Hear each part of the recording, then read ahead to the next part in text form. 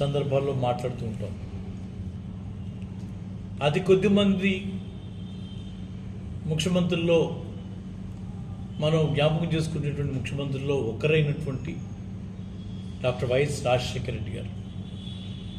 ఆ రోజు ఆయనకు వచ్చినటువంటి చాలా కొద్ది కాలం అయినా చాలా జ్ఞాపకం ఉండే విధంగా ఆయన పరిపాలన సాగింది. పేదవాడి ప్రతి అవసరాన్ని ఆయన గ్రహించాడు.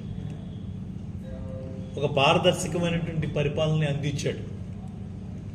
వివక్షత లేనటువంటి రాజకీయాలని ఆయన చేశారు.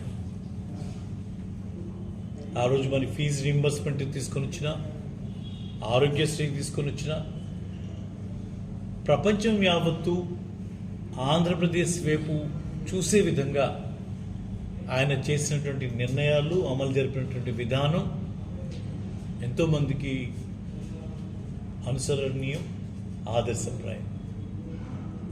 ఆ రోజు ఆయన ఒక మాట అంటుండేవారు, 75 రూపాయలు ఇచ్చేటువంటి పెన్షన్ ఇవ్వడానికి 4-5 నెలలు పట్టేటువంటి పరిస్థితుల్లో ఏదో ఇచ్చాము అని అనిపించుకున్నటువంటి స్థితి నుంచి 200 రూపాయలు పెన్షన్ చేసి 75 రూపాయలని 1వ తారీఖే గౌరవంగా ఆ పెద్దవాళ్ళ చేతిలో పెట్టాలి.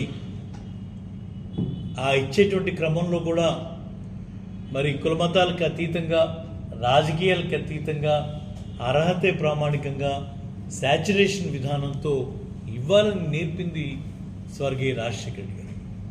చాలా గొప్ప మనసు కదా. అటువంటి వ్యక్తులు చాలా అరుదు కదా, అటువంటి నాయకులు చాలా అరుదు కదా. అటన్నింటినీ కూడా ఈరోజు మనం వైఎస్ఆర్ కాంగ్రెస్ పార్టీని పెట్టుకొని అదే రక్తం పంచుకొని పుట్టినటువంటి జగన్మోహన్ రెడ్డి గారు, మా నాన్నలాగా నేను ఉందామని అనుకునే వాళ్ళు చాలామంది ఉంటారు. నాన్న ఆలోచనల్ని, ఆశయాల్ని మరి క్షుణ్ణంగా వంట పట్టించుకొని ఆయనకి మించి పనిచేయటం అంటే అది మామూలు విషయం కాదు.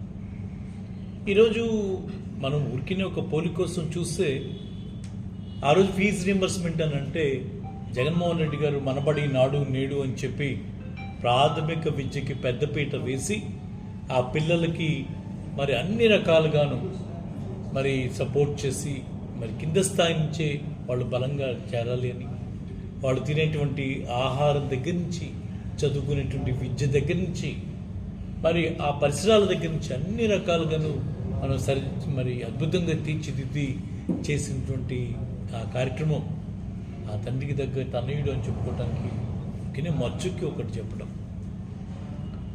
ఆరోగ్యశ్రీ అంటారు. ఆ రోజు రాజశేఖర్ గారు అంటే మరి నాడు నేడు కింద ఎన్ని హాస్పిటల్స్ని బాగు చేసాం, ఏ రకంగా చేసాం, ఎన్నడూ లేనటువంటి విధంగా మరి దాదాపు 14 మెడికల్ కాలేజీలు తీసుకురావడం అంటే అది మామూలు విషయం కాదు. అంటే ఆలోచన ఎంత గొప్పదో, ఏ రకంగా చేసి అంటే పార్టీలు పెట్టుకోవచ్చు, బేరాలు చేసుకోవడానికి, అడ్జస్ట్మెంట్లు చేసుకోవడానికి పార్టీలు చాలా పుట్టగొడుగుల్లాగా పుడుతుంటాయి, పోతుంటాయి.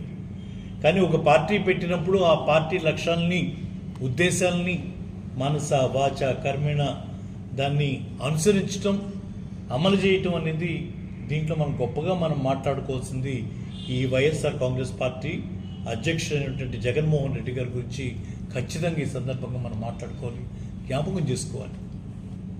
మరి అటువంటి పార్టీ ఇవాళ 15 సంవత్సరాలు పూర్తి చేసుకుని 16 సంవత్సరంలో అడుగుపెడుతున్నటువంటి ఈ సందర్భంలో నా అదృష్టం ఈ పార్టీకి ఇప్పుడు పోసింది నేను ఈ బాపట్ల.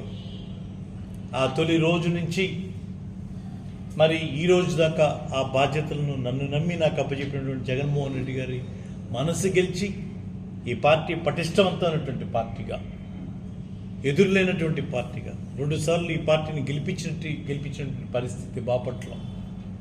ఈరోజు దాదాపు 9,800 మంది కార్యవర్గ సభ్యులతో అతి పటిష్టవంతమైనటువంటి పార్టీగా బాపట్లో ఈ పార్టీని ముందుకు తీసుకువెళ్తాం.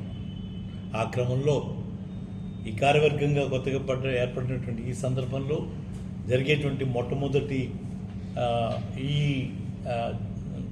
రేపటి ఆవిర్భావ దినోత్సవం తప్పకుండా గ్రామాన ప్రతి గ్రామ కమిటీ వాళ్ళందరూ కూడా అక్కడ చేరి ప్రతి గ్రామంలో సమావేశమై పార్టీ లక్ష్యాలని, ఉద్దేశాలని, నాయకుడు సూచనలు అన్నింటిని కూడా మాట్లాడుకొని అక్కడ ఆ వేడుకల్ని జరుపుకొని నలుగురికి ఉపయోగపడేటువంటి పనులు మనం మాట్లాడుకొని చేసే విధంగా ప్రణాళికలు చేసుకొని ఆ గ్రామంలో ఉన్నటువంటి వైఎస్ఆర్ కాంగ్రెస్ పార్టీ జెండాన్ని ఎగరేసి మరి అక్కడ ప్రజలతో మమేకం కావాలని, అలాగే రాజశేఖర రెడ్డి గారి విగ్రహాలన్నింటినీ కూడా శుభ్రం చేసి పూలమాలలు వేసి ఏదైతే మనకి స్ఫూర్తితో వారికి ఘన నివాళులు అర్పించి ఉదయం 11 గంటలకల్లా పార్టీ ఆఫీస్కి, బాపట్లో ఉన్నటువంటి పార్టీ ఆఫీస్కి అందరినీ కూడా రమ్మని మీ ద్వారా వాళ్ళందరికీ కూడా తెలియజేస్తా ఉన్నాం.